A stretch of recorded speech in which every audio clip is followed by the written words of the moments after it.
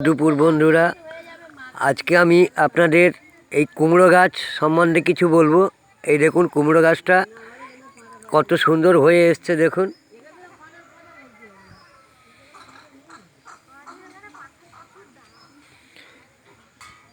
এই যে দু হাতের একটু কম হয়ে গেছে, এই কুমড়ো গাছের ডগাটা এবার আমার কেটে দিতে হবে।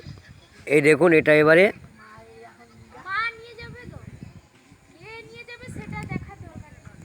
কেটে দিলাম বন্ধুরা।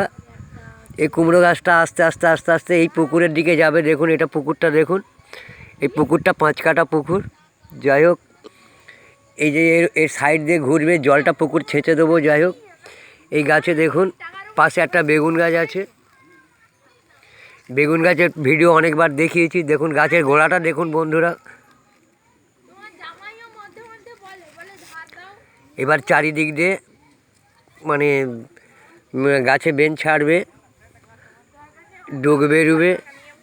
যাই হোক, এর গোড়া দেখছেন, আমার প্রত্যেকটা মাটিগুলো একদম ঝুরঝুরে ঝুরঝুরে করে দিয়ে দিয়েছি। এবার জল দিয়ে দিয়েছি।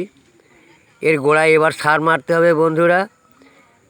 200 গ্রাম খোল, 100 গ্রাম ডিএপি, 20 গ্রাম ইউরিয়া আর 10 গ্রাম ফসফেট আর 5 গ্রাম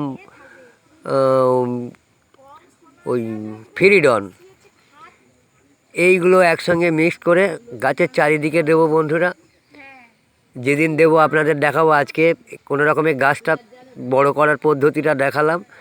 ছোটোবেলায় এর কোনো সার দিই না, মোটামুটি এবারে যখন বড় হয়েছে এর গোড়ায় একটুখানি গোবর সার দিয়েছি, দেওয়া আছে। এবার খুশে গোড়ায় ওই যে সারটা পদ্ধতি বললাম, ওই সার দেবো, একটু দূর থেকে দেবো।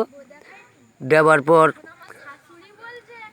মানে আস্তে আস্তে আস্তে আস্তে গাছটা মানে অনেক বড় হবে এবং চারিদিকে লতিয়ে লতিয়ে যাবে এবং ফল ফুল খুব সুন্দর দেবে। তারপর তো স্প্রে করব। আমি বন্ধুরা গাছে স্প্রে করি, স্প্রেটার নাম হচ্ছে ফাইটার স্প্রে করি। যাই হোক বন্ধুরা, ভালো লাগলে একটা কমেন্ট করে জানাবেন। শুভ দুপুর, রাখছি বন্ধুরা।